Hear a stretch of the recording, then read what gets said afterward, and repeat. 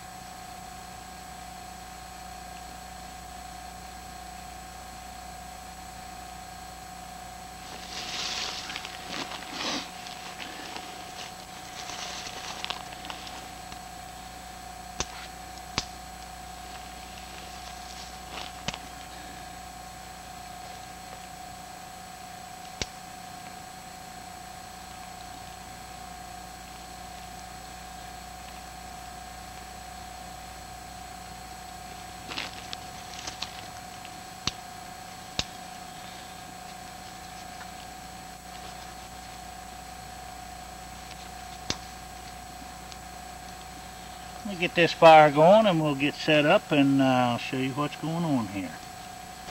Okay guys, this is Hillbillies in the Bush, and got me some coffee going. That's just grounds poured right into the cup. The grounds, once they get hot and they get soaked up real good, they'll sink right to the bottom, and I won't drink them.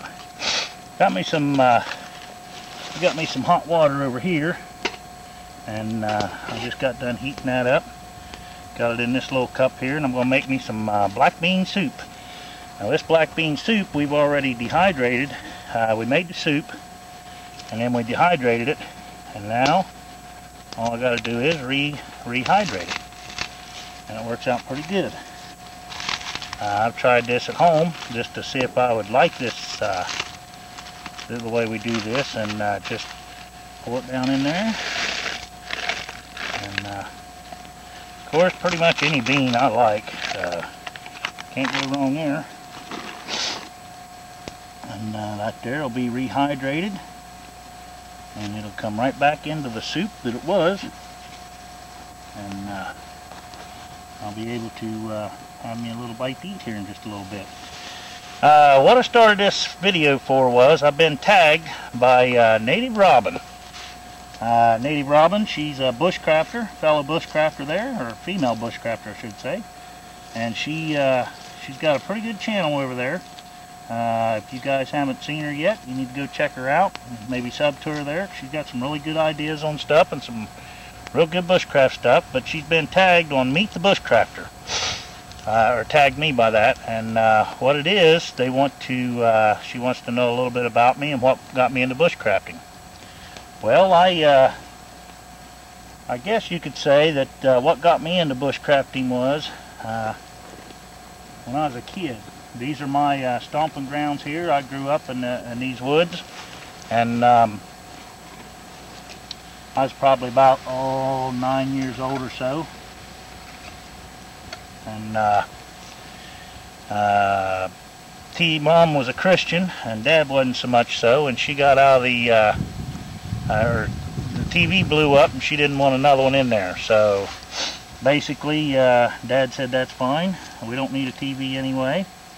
And we didn't get another TV. Well, if you're a kid and you live on a farm and you don't have TV, when you get your chores done, if you don't have something to do, Dad was going to find me something to do.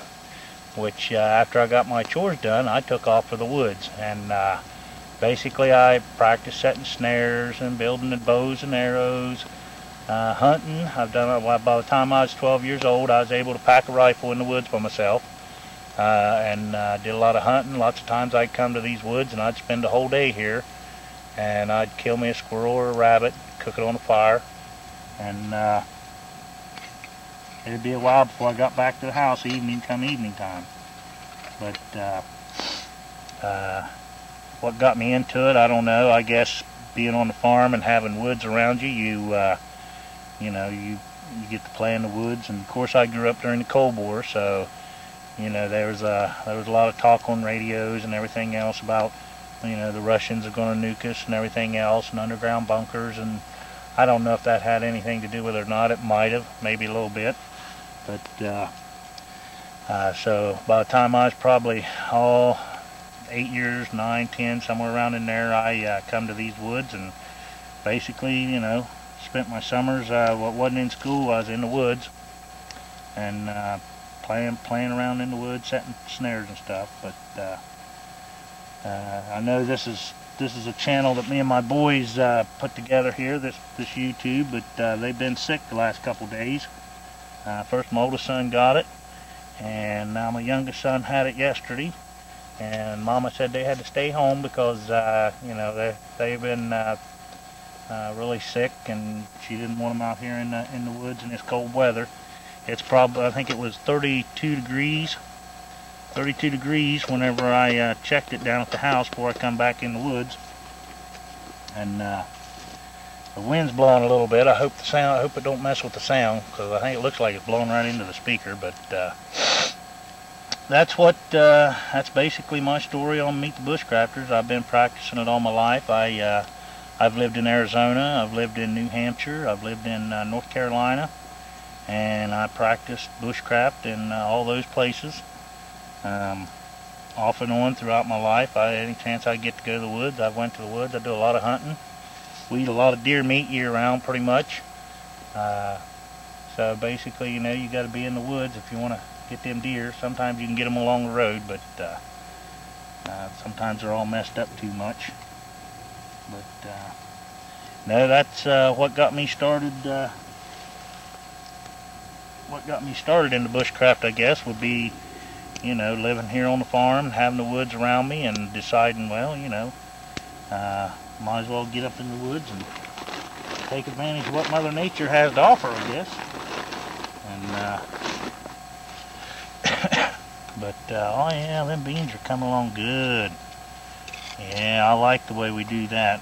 Like I say, you cook the beans down, you get your soup made, and then what I did, I condensed it a lot. I mean, took it down to almost a paste. And then I went ahead and, as I was cooking, you got to stir it, make sure it don't burn. But then, once I got it down to that, I just put it on a dehydrator and dehydrated it on down till it was, I'll tell you what, it was almost like freeze-dried coffee. As you can tell, it's rehydrating. I didn't cook all the beans away to nothing, but like I say, it was almost like a freeze-dried coffee, the way it kind of crunchy like, you know. And oh, them are good. The coffee's looking good. Do a little stir here on it. I think it's probably done. And let's get that off here in a minute. But Robin, I hope that answers your question there. Basically, just, you know, I guess, I don't know if you'd call it lazy or not, but when I got the chores done, if I didn't have something to do, Dad would find me something to do, so I headed for the woods. And spent a lot of time in these woods. I know pretty much every inch for, well, probably 500 to 1,000 yards all the way around me here. Probably, yeah, I'd say or more, probably a good mile all the way around me. But I'm supposed to tag 3 other people. I want to tag, and I know this young lady and this young guy is going to be, probably think I'm picking on them, but I'm going to tag a young lady from Australia. It's AU Survival, and I believe her name's Tamara. I'm sorry if I butchered that or messed that name up.